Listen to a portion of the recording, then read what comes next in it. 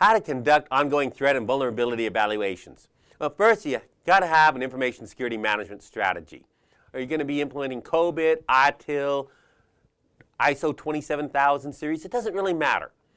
Your choice, whatever your company is comfortable with, however it's designed, and what works best for it. Establish a risk assessment methodology, be it quantitative or qualitative. Now, quantitative is absolutely preferred. We like actual dollars and cents, much better than a scale. If we got a scale of 1 to 10, that's qualitative. It's a little hard.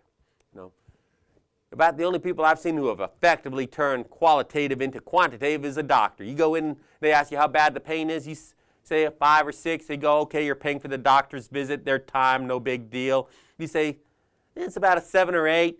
Okay, you now made their car payment for the month. They're real happy. You say a 9, you made their mortgage. You say a 10, you're an ongoing patient that's going to send their kid through college. They have turned this qualitative into quantitative. They know what the dollars are going to end up being. But you're going to have to decide which one works best for your organization. But there is a preference, at least with the exam and throughout most of industry, to try to make things as quantitative as possible. Establish metrics that can be used to effectively and repeatedly measure the effectiveness of controls. And we want ongoing monitoring if at all possible, continuous reviews. And if we can automate this so it's being done without us having to do any intervention, providing data to us in a reasonable manner so we can review it, that's fantastic. We know when something goes wrong immediately. We can fix things before a problem gets out of hand. Limit our liability. Establish information security baseline across all business units, business processes, and the controls in the organization. We should have a minimum level that's acceptable. Things get below that level, you're facing undue risk. You're not sure you're protected. Bad things can happen, and your liability goes up, and you may even be open to being viewed as negligent for letting things get that bad. Remember, that negligence gives rise to absolute liability and may open punitive damages. Those are absolutely horrid, evil. They destroy companies and make you look irresponsible and almost always make the press. And you don't want to make the press with really bad news saying that you don't care about things and you're willing to let disasters occur. Periodically repeat the measurements to find the baseline and compare the results against the standard. You want your baseline to represent what's truly the safe minimum. The standard is where you want to be. And you should be updating your processes, updating your security to be at the standard. But you never want to go below baseline. Your baseline a year ago on patches. Well, that was fine for a year ago. A year later, you got a service pack out there. You got 20 to 50 different security patches for your OS. You don't have them applied. You're going to be facing a lot of danger from the outside. That baseline needs to be updated, probably updated at least quarterly if you're looking at patches.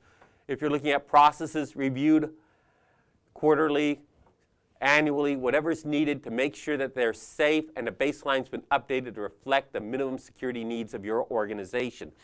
Establish procedures for identifying gaps in the current control set. Your desired security, what you actually have. If there's a difference, do a gap analysis. Implement controls to bring your actual security to what you desire, to an acceptable minimum. The residual risk should be the acceptable risk that you've determined is allowable. If it's greater, not acceptable. If your residual risk is lower than what you said is acceptable, fantastic. But make sure that it was done in a cost-effective manner. You've got to do a cost-benefit analysis. Do not spend more on a control than the value you gain for that control. Identify potential remedies, controls, and countermeasures, ones that can work. And remember, not all controls are good controls. Putting a guard to protect a candy dish doesn't make fiscal sense. What, you lose $5 worth of candy in a year? You're going to spend more than that in 15 minutes paying the guard. That doesn't make any sense at all. And the liability from the guard tackling the guy who sticks his mid into the candy dish and breaks an arm, well, you don't want to be facing that. That's a whole other story that's not worth dealing with. Not all controls meet the cost-benefit analysis. Sometimes no control makes sense. Assess the potential impact and likelihood of the identified risks. select and implement the most cost-effective to cover those, and continuously communicate with the organization regarding the status of the risk assessment efforts. Executive management needs to know what risks they're facing so they can make wise decisions for the future of the company.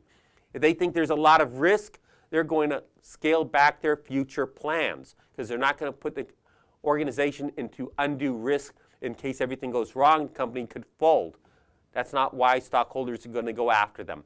If they think risk is very low right now, they'll go into more things. Even if they fail, the risk was at an acceptable level, it's okay. And if they succeed, the company does that much better. It's opened up new markets. So executive management needs to be apprised of the current state of risk and when risks have been mitigated so they can take actions for the future.